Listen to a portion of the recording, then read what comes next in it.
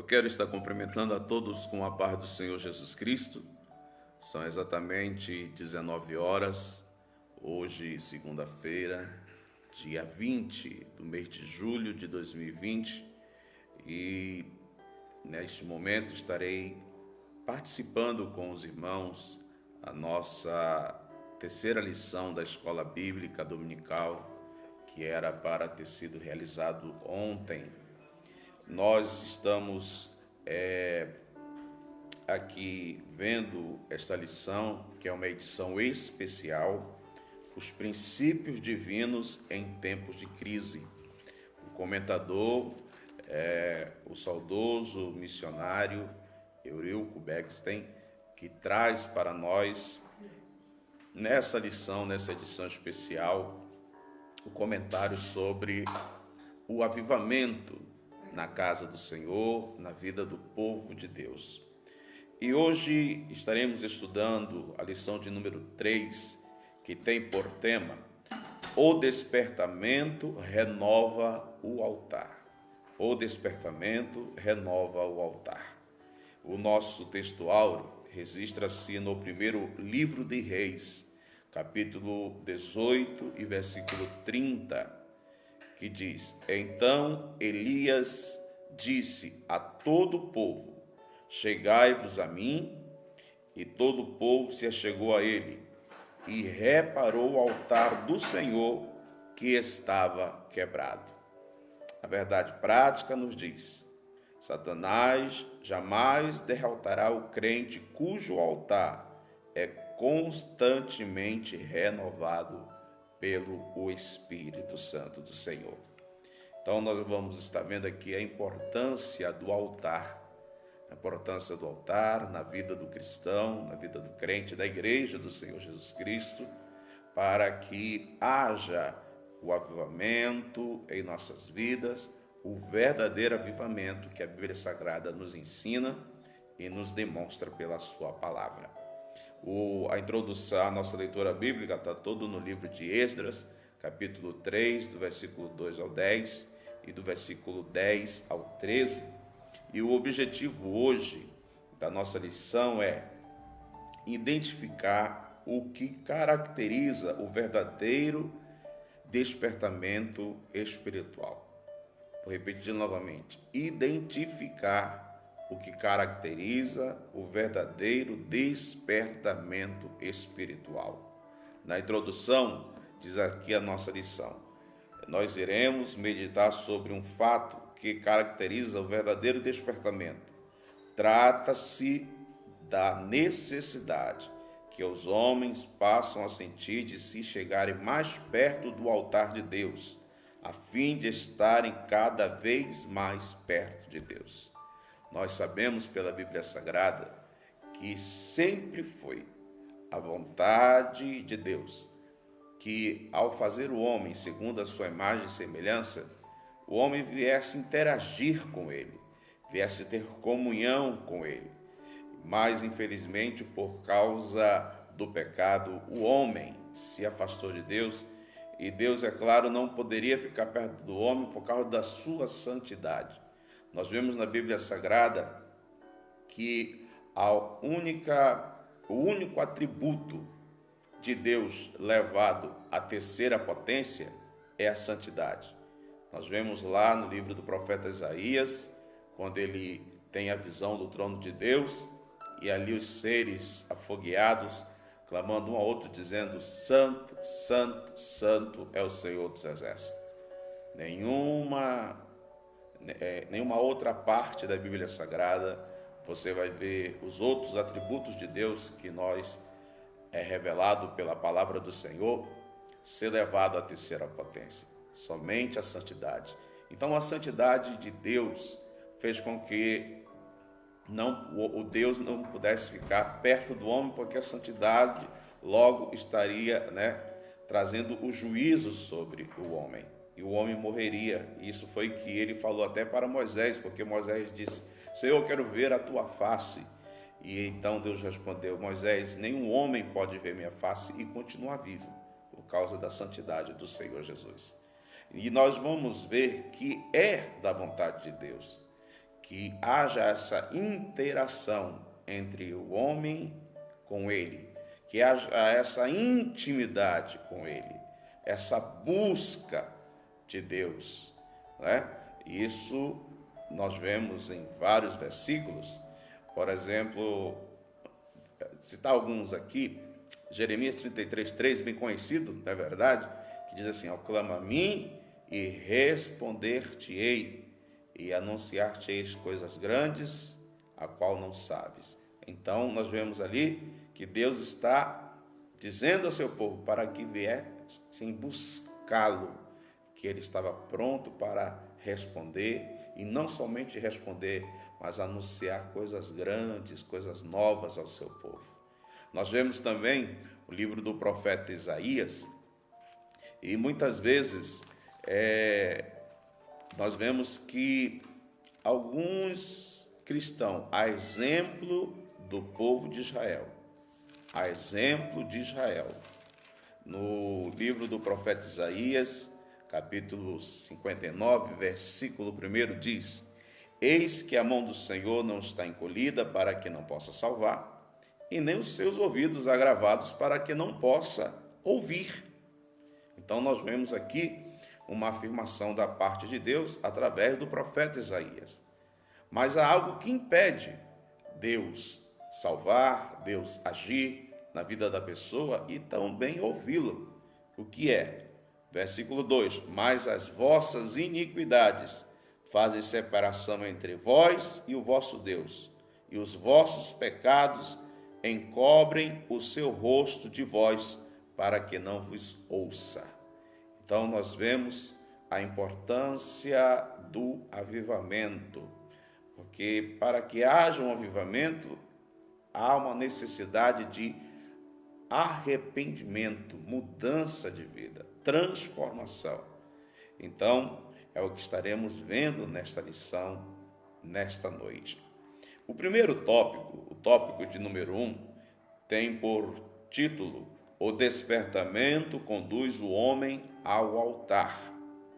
Então, o verdadeiro e genuíno despertamento sempre vai conduzir o homem para perto de Deus. Há muitos movimentos sendo feitos no meio do povo evangélico, no meio do povo de Deus. Movimentos, mas movimentos estes que não trazem uma mudança real à vida da pessoa. Não faz com que essa pessoa assuma realmente um compromisso com Deus. E então, esse tipo de movimento, já está dizendo, é apenas um movimento e não há avivamento. E muitas vezes esses movimentos trazem barulho também, mas não trazem o verdadeiro objetivo do avivamento, que é estreitar o relacionamento do homem com Deus, a intimidade do homem com Deus, o anseio da alma do homem por Deus e a necessidade de intimidade com Deus. Então nós vemos aqui que o despertamento conduz o homem ao altar.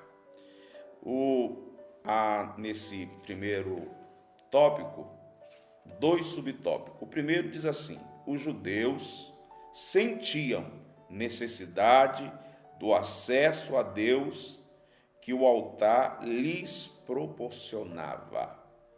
E começa aqui dizendo: o propósito que traziam no coração ao retornarem do cativeiro precisa ser muito firme, porque estavam rodeados de inimigos cruéis. A Bíblia diz: o terror estava sobre eles por causa dos povos da terra. Esdras 3:3. Mas a primeira frase aqui que eu li, o propósito que traziam no coração, é um personagem bem conhecido de todos os leitores da Bíblia Sagrada, que é o profeta Daniel, que na sua juventude está no primeiro capítulo do livro que leva o seu nome, o livro do profeta Daniel, capítulo 1, o versículo 8. Ali diz que Daniel propôs no seu coração não se contaminar com as iguarias do rei. Então veja bem, os judeus, eles viam uma necessidade de ter um acesso a Deus, uma necessidade de ter uma intimidade com Deus. E isso é avivamento. Quando o homem sente esta fome, esse desejo, essa necessidade de querer estar perto de Deus, de buscar a Deus, muitos cristãos estão vazios e tentam preencher este vazio com coisas temporais, banais dessa terra e deste mundo.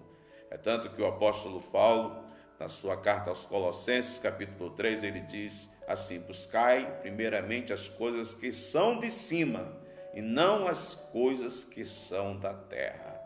Então, próprio Jesus Cristo, ao ensinar os seus discípulos, disse também: buscai primeiramente o reino dos céus e todas as outras coisas vos serão acrescentadas. Muitos cristãos não estão tendo uma vida plena na presença do Senhor, sentindo paz, sentindo alegria, tendo a sua vida preenchida pela presença do Senhor, pelo Espírito Santo, andando ansiosos e ociosos. Então, fazendo com que eles, em vez de entenderem que precisam ter mais intimidade com Deus, acaba caindo no engano do inimigo e preenchendo esse vazio dentro de si com outras coisas que realmente não vai satisfazer a sua alma. E nós vemos que quando então os israelitas voltaram do cativeiro, a cidade tinha sido Jerusalém, tinha sido destruída por rei Nabucodonosor, é claro, permissão de Deus, porquanto o povo estava no pecado da idolatria, da desobediência, com a cerviz dura, com o coração endurecido, obstinados. Então houve necessidade de Deus retirá-los da terra, também desobedecendo, que não deram descanso do ano sabático para a terra. Teve que tirar eles da terra, levar para o cativeiro, para que no cativeiro Deus pudesse sarar, curar as suas almas. Quando eles retornaram para Jerusalém, a primeira coisa que vinha em suas mentes, naqueles 1000 quilômetros de distância, de viagem, era novamente reconstruir o altar, para que eles pudessem ter acesso a Deus, para que eles pudessem ofertar ao Senhor Deus, buscar a Deus e ali falar com o Senhor. No livro de Êxodo 29:43, diz assim: este será o holocausto contínuo perante o Senhor, onde vos encontrarei para falar convosco ali. Então, eles tinham esse desejo, eles tinham esse anseio de poder estarem diante do Senhor e precisavam então restaurar o altar. Da mesma maneira, eu e você, nós precisamos ter este anseio dentro do nosso coração. O altar era uma peça que existia no tabernáculo e também veio a existir no templo. O altar, ele ficava de frente à porta de entrada, que dava acesso ao pátio do templo, ou mais antes, ao pátio do tabernáculo.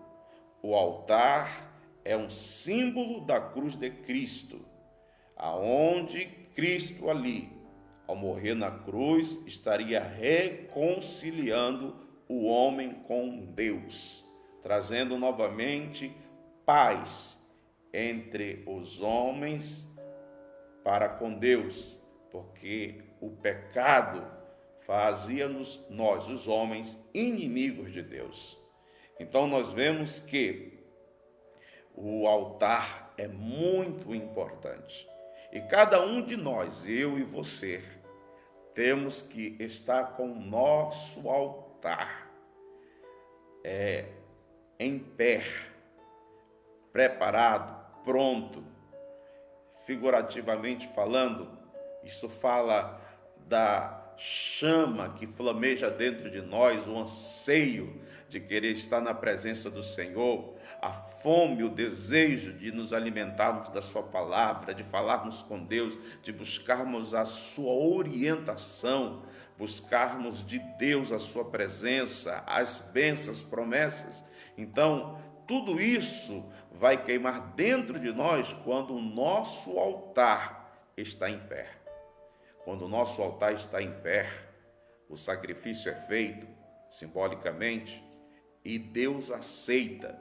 Porquanto, quando o sacrifício era feito em cima do altar do holocausto, diz a Bíblia que chegava diante de Deus como cheiro suave e agradável à sua presença.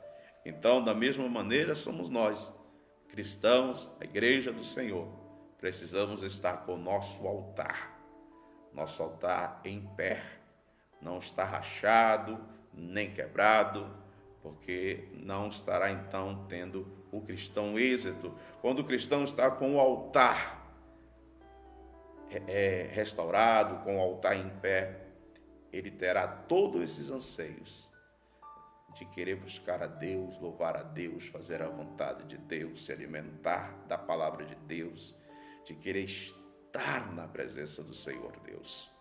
O tópico de número 2, subtópico desse primeiro tópico, diz assim, todos os despertamentos genuínos começam com a restauração do altar. Nós teremos aqui 3 exemplos bíblicos, onde mostram sobre avivamento, despertamento na vida do povo de Deus, mas tudo começou com a restauração do altar. O primeiro exemplo que a nossa lição nos dá é o exemplo do profeta Elias, que ali teve aquela luta espiritual contra os profetas de Baal e os profetas de Azera. Ali eram 850 homens que ali ministravam tanto a Baal como a Azera e comiam da mesa de Jezabel. E ali então Jezabel fez com que o povo se desviasse da adoração ao verdadeiro Deus e adorasse a Baal, e adorasse a Azera, e adorasse também a Moloque. E nós vemos então no livro de 1 Reis, capítulo 18, quando Deus manda Elias se apresentar ao rei Acabe, ao povo, então ele chama ali os profetas de Baal, de Azera, até o Monte Carmelo, porque ali havia no Monte Carmelo, e o Monte Carmelo ele recebia o vento que vinha do mar, e ali estava uma imagem de Baal e de Azera, porquanto eles diziam que Baal era o Deus que mandava a chuva, era o Deus da fertilidade, assim também como Azera. E ali então, Elias fez ali um confronto com aqueles profetas. E ele chamou o povo e disse que deveriam o povo decidir naquele dia a quem eles queriam servir, se ao Deus verdadeiro ou se a Baal. E aos profetas de Baal e de Azera ele fez o confronto. O primeiro Deus que responder com fogo sobre o altar, esse será o verdadeiro Deus. E diz a Bíblia Sagrada que primeiro foram os profetas de Baal e de Azera, que prepararam o altar deles, colocaram o sacrifício deles lá. Diz a Bíblia Sagrada que passaram a manhã inteira ali, batendo tambores, cantando, gritando. Uns começaram até a se cortarem para ver se Baal escutava, se Baal respondia, mas não havia resposta. Mas diz a Bíblia que quando Elias consertou o altar e colocou a oferta sobre o altar, e ainda pediu que derramasse água sobre o holocausto, e naquele momento, quando o altar estava consertado, restaurado, a oferta em cima, ele orou a Deus, buscou a Deus, e Deus respondeu com fogo.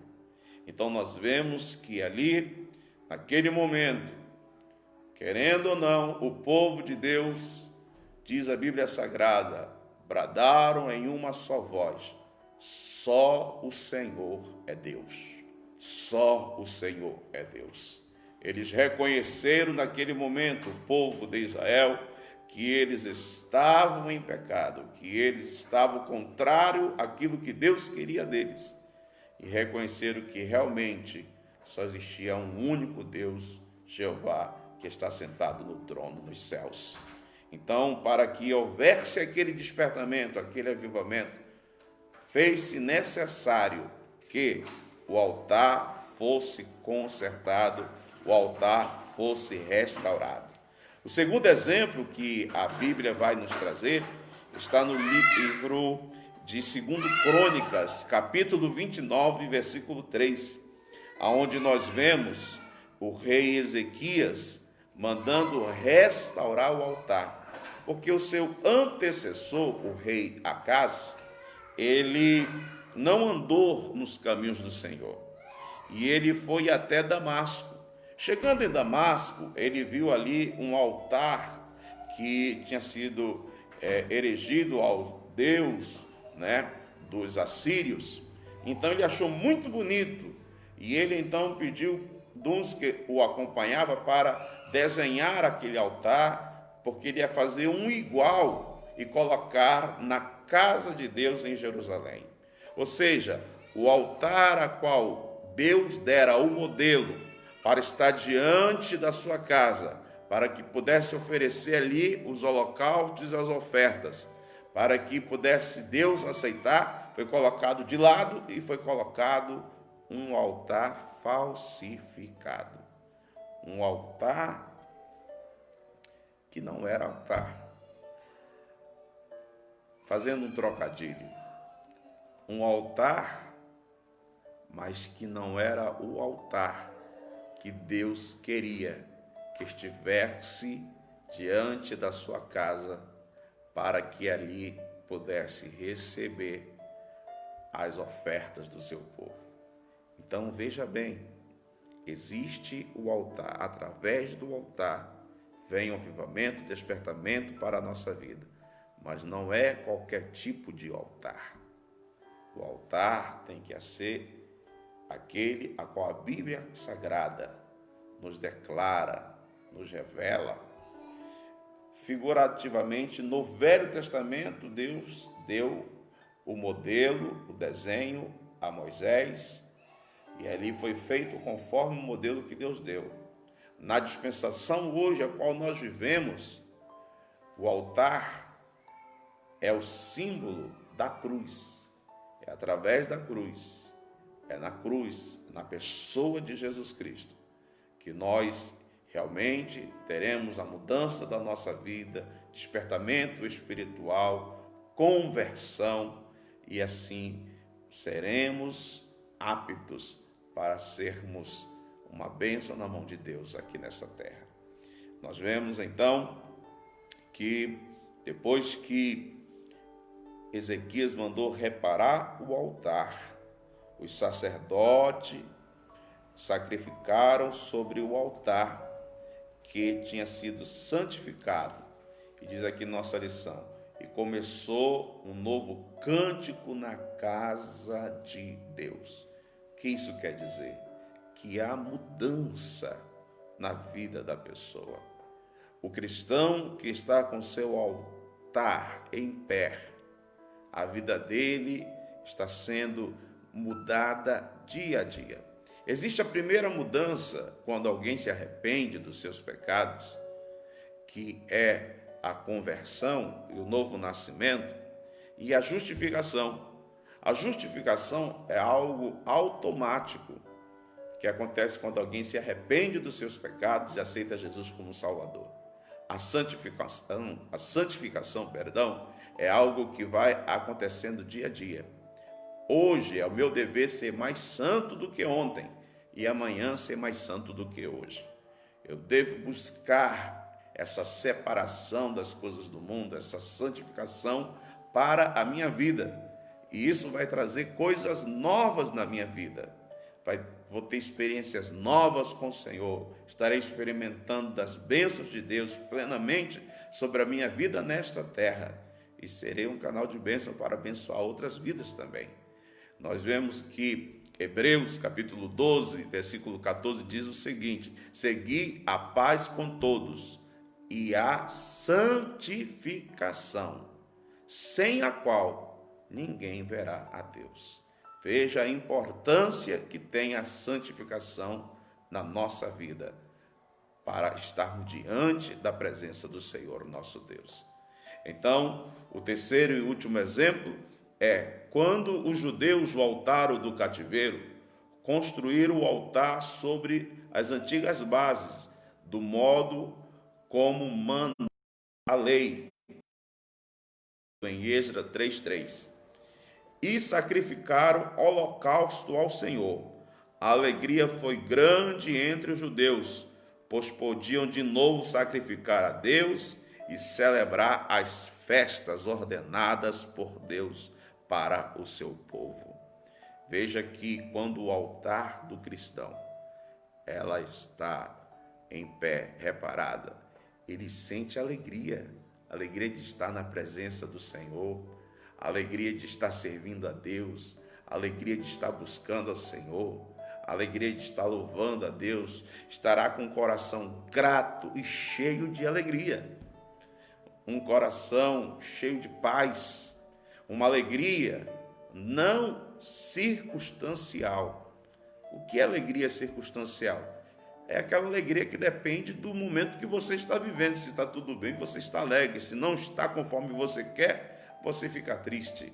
Não, esta alegria que o Senhor nos dá, essa alegria que alcançamos do Senhor, ele não é circunstancial. Ele é acima da circunstância. Esta alegria também faz parte do fruto do Espírito Santo em nossa vida, conforme está descrito lá em Gálatas, capítulo 5, versículo 21 e 22.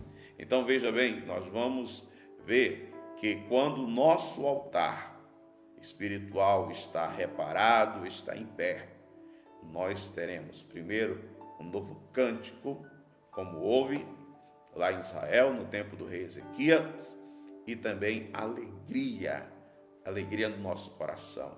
As pessoas que têm, os cristãos que têm o seu altar em pé e restaurado, nele não há peso para estar servindo ao Senhor. Ele não sente isso como uma obrigação ou como um simples dever, mas ele faz com gozo, ele faz com amor, ele faz com alegria, com regozijo, porque ele estará tendo intimidade, estará mais perto do seu Senhor, do seu Salvador. Ele estará vendo isso como uma coisa mais importante para a sua vida. Por isso que nós devemos ter o nosso altar restaurado sempre, limpo também. Entenda bem, no tabernáculo, quando fazia-se ali as ofertas queimadas, os holocaustos, todos os dias os levitas, eles tinham que tirar as cinzas do altar. Tem muitos irmãos que gostam de fazer churrasco em casa e sabem disso, que quando se faz um churrasco e se deixa lá a churrasqueira esfriando, e passa alguns dias vai querer fazer um novo churrasco, o correto é tirar aquelas cinzas, fazer uma limpeza, varrer e colocar ali a lenha nova para que o fogo flua bem, para que haja a quentura correta, para que possa se fazer o churrasco. Deus ordenara aos sacerdotes, aos levitas, que todos os dias, e tinha até uma pá que Deus mandou fazer, para que pudesse raspar, tirar dali aquelas cinzas que ficou do outro dia, para que não atrapalhasse o fogo no altar, para que o fogo estivesse aceso e estivesse flamejante da maneira conforme Deus queria, e as cinzas não viessem atrapalhar. As cinzas pode ser tudo aquilo que pode afetar o nosso relacionamento íntimo com Deus. Nós vamos então para o segundo tópico: Cristo, o centro da nossa comunhão com Deus. Então, primeiro tópico, nós aprendemos a importância do altar em pé, do altar restaurado, e não há avivamento, nem as consequências que o avivamento traz para a vida da pessoa se não tiver o altar. Mas o altar também, ao mesmo tempo, apontava para Cristo Jesus. Era através do altar que o povo de Deus, o povo de Israel, tinha comunhão com Deus, ofertava ao Senhor, e ali eles esperavam Deus descer em forma de Shekinah, de glória, para receber o sacrifício, e eles saíam abençoados, saíam regozijantes, saíam alegres. Jesus Cristo é este altar. Jesus Cristo, ele é o que faz a ligação entre Deus e o homem, para que nós possamos ter comunhão com Deus. Nós vemos que o apóstolo Paulo, na sua primeira carta aos Coríntios, capítulo 15, versículo 3, ele diz o seguinte: primeiramente vos entreguei o que também recebi, que Cristo morreu por nossos pecados, segundo as Escrituras. E ele continua dizendo, na primeira carta aos Coríntios, capítulo 2, versículo 2, porque nada me propus saber entre vós, senão a Jesus Cristo e este crucificado. Nós vemos então que Jesus Cristo foi crucificado, morreu na cruz, para que nós viéssemos ter comunhão com Deus. A questão de nós termos o altar reparado, este altar é algo espiritual, aonde nele, pastor, e qual é? No Velho Testamento, o sacrifício era o novilho, né, o cordeiro, e nós, o que é que nós vamos colocar em cima do altar?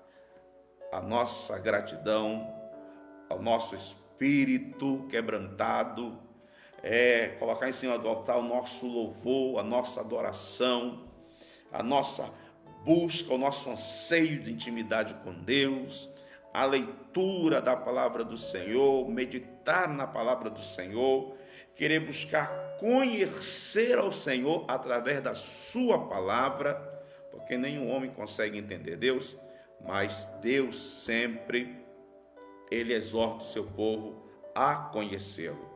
Então, espiritualmente, é isso que nós temos que fazer no nosso altar espiritual. E nós vemos então que Jesus Cristo, ao morrer na cruz, ele então fez a ligação, a comunhão entre o homem para com Deus. Nós vemos que a Trindade, o Deus Pai, o Deus Filho, o Deus Espírito Santo, juntos trabalharam para que isso viesse concretizar-se, o plano da salvação, ao qual Deus idealizou, ao qual Jesus Cristo concretizou, ao qual o Espírito Santo está propagando através das nossas vidas, para que outros também possam ter comunhão com Deus, comunhão com o Pai e ter a salvação da sua vida. Ali Jesus Cristo fez o sacrifício perfeito. Não há necessidade de refazer o sacrifício. Não há necessidade de repetir o sacrifício. Jesus Cristo cumpriu toda a justiça de Deus ali na cruz do Calvário, para que nós pudéssemos ser redimidos, para que nós pudéssemos ser comprados, lavados, santificados e salvos na pessoa de Cristo Jesus, e para que nós pudéssemos ter acesso livre ao Deus Pai. Quando Jesus Cristo bradou na cruz, vemos escrito na Bíblia Sagrada, o véu que separava o lugar santo do lugar santíssimo foi rasgado de cima para baixo, ou seja, veio da parte de Deus para com o homem, para que houvesse então o acesso através de Cristo Jesus para com Deus Pai. Nós vemos também, ainda nesse segundo tópico, a importância da pessoa do Espírito Santo nesse trabalho de avivamento, despertamento, santificação na nossa vida. O segundo subtópico diz assim, o Espírito Santo quer, pelo despertamento, mostrar aos homens a grande vitória de Jesus Cristo no Gólgota. Porque nós, em Cristo Jesus, somos mais do que vencedores. Então, diz Hebreus 32, depois de seres iluminados, suportastes grande combate de aflições. Nós sabemos que Jesus Cristo morreu na cruz, foi até o fundo da terra, foi enterrado, foi até o fundo da terra, passou 3 dias ali, mas ao terceiro dia ele ressuscitou, ele está vivo, está sentado à destra do Pai, a ele foi dado todo o poder, toda a honra e toda a glória. E em Cristo Jesus nós temos a certeza da nossa salvação. E Jesus Cristo, ele disse, é necessário que eu vá para o meu Pai, para que venha o outro, o Paracleto, o Consolador, o Espírito Santo, aquele que vai vos guiar, aquele que vai vos ensinar, aquele que vai fazer andar na verdade, falar a verdade. Ou seja, Jesus Cristo subiu para que o Espírito Santo descesse e continuasse a boa obra nas nossas vidas. O Espírito Santo, ele quer revelar aos nossos corações, aos corações dos seres humanos, aquilo que Jesus Cristo fez na cruz do Calvário, a sua morte, a sua ressurreição, e é claro, o benefício que isso traz para a vida do ser humano. A salvação, que é a coisa mais importante que o ser humano pode receber pela graça de Deus na sua vida. Algo que não é comprado com obras, não é comprado com dinheiro, com ouro, com nada disso, mas é recebido pela fé em Cristo Jesus. Aleluia! A salvação a qual Ele nos dá. Então, o Espírito Santo, Ele quer revelar isso aos corações dos homens. E o Espírito Santo também, Ele quer ensinar os homens. Ensinar o quê? Ensinar as profundezas do vitupério da cruz, como está escrito aqui na nossa lição. O exemplo que o pastor Eurico Bergster colocou foi aqueles 2 discípulos no caminho de Emaús, que conversavam o que havia acontecido com Cristo Jesus. Esses 2 discípulos ainda não sabiam que Jesus Cristo tinha ressuscitado. E Jesus Cristo chegou ao lado deles no caminho, não o reconheceram. E conversaram com Jesus, e Jesus pergunta, o que converseis? O que vocês estão conversando entre vós? Isso está registrado lá no Evangelho de Lucas, capítulo 24. E ele fala, aqueles 2 se falam para Jesus, você por acaso é forasteiro? Você não ouviu falar o que aconteceu com Jesus, um grande profeta, que foi morto, que está morto, que foi crucificado? E ali então Jesus Cristo começa a revelar, a ensinar pelas sagradas escrituras tudo o que havia de acontecer com Cristo Jesus. E diz a Bíblia Sagrada que quando Jesus conversava com eles, o coração deles ardia. Quando Jesus Cristo abria-lhes a sua mente quanto às Escrituras Sagradas, que falava sobre ele, o seu coração ardia. E diz a Bíblia que Jesus fazia que ia continuar. E eles disseram, não entra aqui em casa, coma pão conosco, já é tarde, já é noite, fica cá conosco. E no momento que Jesus entra, e quando eles vão fazer a oração, agradecer pelo pão, e quando Jesus Cristo ora e parte o pão, eles reconhecem Jesus e Jesus desaparece diante dos seus olhos.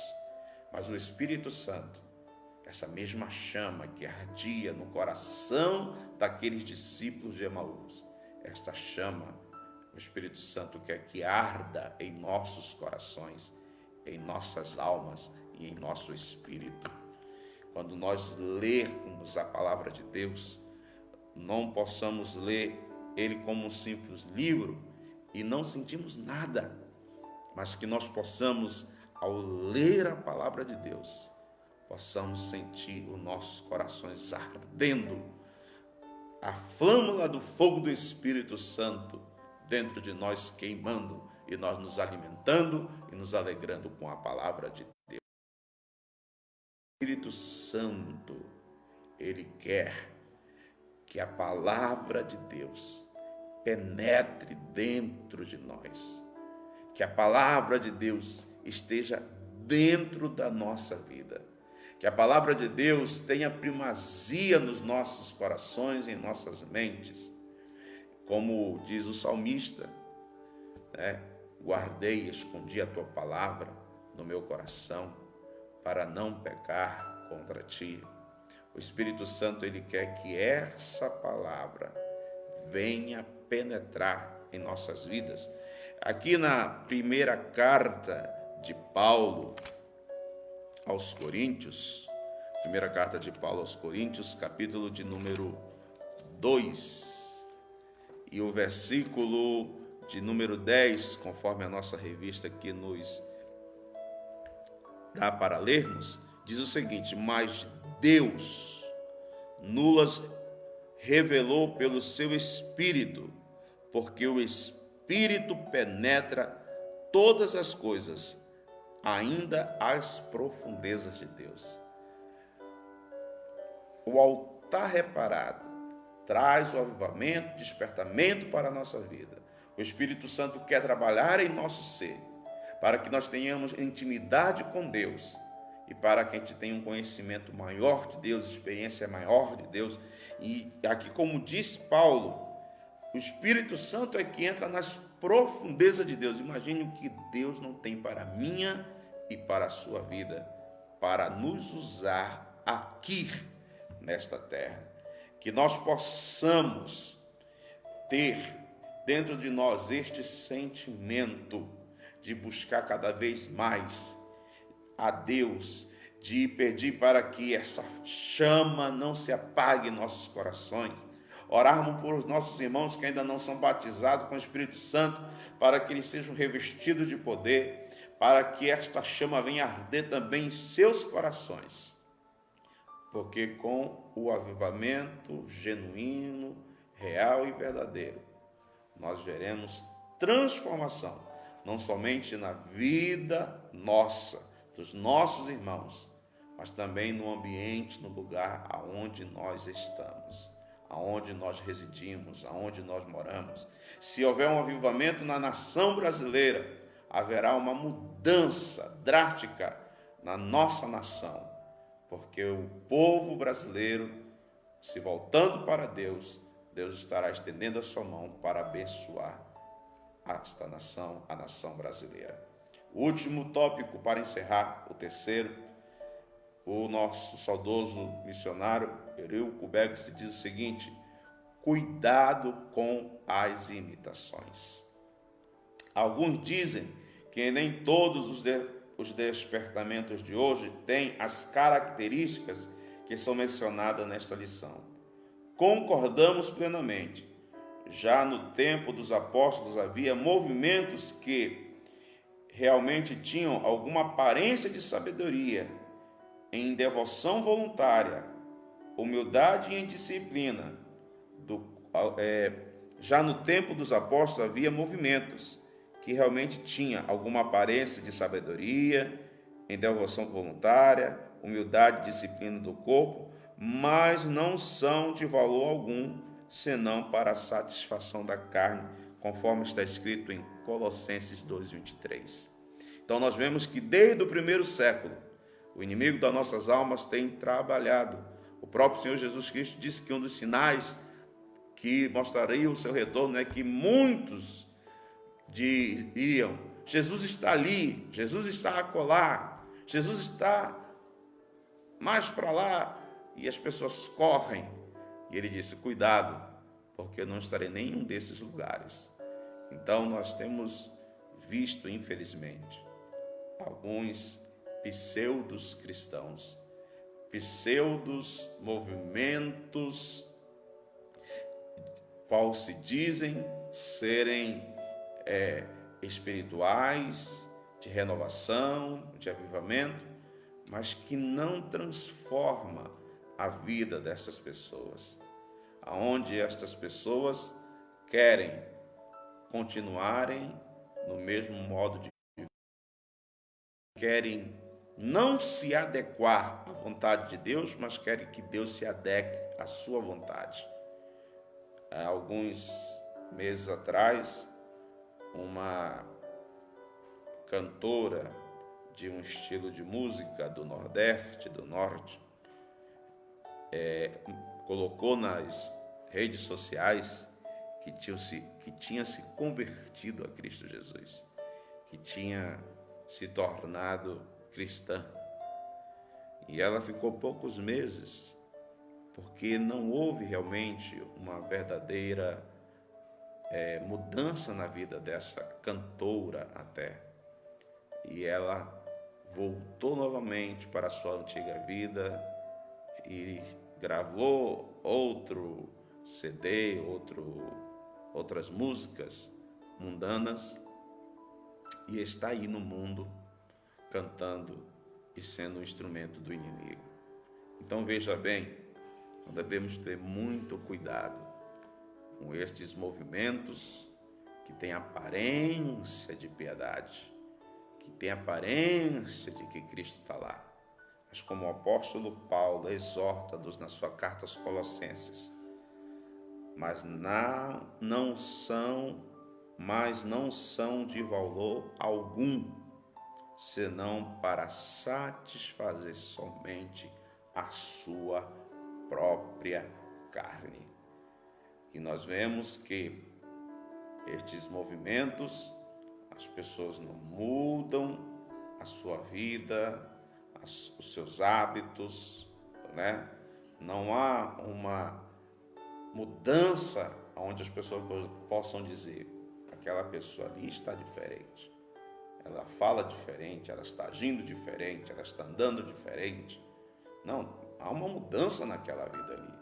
Aquela pessoa não era assim daquele jeito, no temperamento, no autocontrole, né? Espiritualmente falando. Então nós vemos uma pessoa quebrantada, uma pessoa com o anseio, a fome e desejo de Deus. Mas existem alguns movimentos que só satisfazem a carne. Há algumas músicas, né, que se chamam de hinos, mas que só estão na primeira pessoa. Eu queria que os irmãos observassem isso. Há muitas músicas hoje que estão levando o nome de hino, aonde é exaltado a primeira pessoa. Eu sou, eu vou ser, eu estarei, eu, colocando o homem no centro de todas as coisas. O hino, ele tem que ser, o hino verdadeiro é aquele que vai para cima, é vertical, não horizontal. Então, meus amados irmãos, que nós possamos nesta noite, com essa terceira lição, entendermos a importância do altar restaurado, do altar em pé, a importância da pessoa de Cristo Jesus, que traz comunhão entre o homem e Deus, a importância da pessoa do Espírito Santo. Nós devemos tomar muito cuidado, porque nós podemos entristecer o Espírito Santo, nós podemos afastar o Espírito Santo. E Paulo, ele exorta a igreja dizendo: cuidado para não extinguir o Espírito Santo das vossas vidas. A importância que o Espírito Santo tem na minha e na sua vida. Então, que nós possamos manter, como diz aqui o nosso saudoso missionário Eurico Bergstein, mantenhamos o Espírito Santo na frente da direção da nossa vida. Então veremos cumprir-se a palavra que diz: vão indo de força em força, glórias a Jesus. Que esta palavra, destes minutos que estivemos aqui, possa edificar a minha e a sua vida. Que nós possamos guardar esta palavra, entendê-la e colocar em prática. A necessidade do nosso altar está sempre em pé. Se quebrar, temos que restaurá-lo, para que o fogo sempre esteja aceso em cima do altar e para que nós venhamos fazer a diferença neste mundo. Eu quero orar por você. Seu Deus, eterno Pai, querido e santo e poderoso que está no céu, quero te agradecer, Senhor meu Deus, por estes minutos que passei aqui juntamente com os meus irmãos, aprendendo da tua palavra, nos alimentando pela tua palavra. Que nós não venhamos ser somente ouvintes, mas praticantes da tua palavra. Abençoa cada família, abençoa cada um cristão. Deus amado, que tu venha a despertar-nos, que tu venha a avivar-nos. Aquele que está triste, aquele que está vazio, que tu venha enchê-lo, Senhor. Ó Deus amado e santo, para que nós possamos estar no centro da tua vontade, fazendo a tua vontade. Abençoa-nos, ó Senhor amado, em nome de Jesus. Amém. Convido você amanhã novamente a estar conosco, se você puder, mas está no nosso canal do YouTube da Assembleia de Deus, o estudo ao qual estamos fazendo. Semana passada estamos estudando as estratégias de Satanás, como detectá-las e derrotá-las. Semana passada falamos sobre o nosso inimigo como enganador e hoje começamos a falar dele como o destruidor. Hoje nós vemos o alvo. O destruidor quer destruir, o nosso corpo. E amanhã nós vamos aprender pela palavra de Deus a arma que ele usa para tentar destruir. Não perca a continuação desse estudo, que eu sei que está sendo uma bênção para nossas vidas. Que o grande amor de Deus e a graça de nosso Senhor e Salvador Jesus Cristo e a consolação do Espírito Santo seja para com todos vocês. E que Deus vos abençoe, em nome de Jesus. Amém.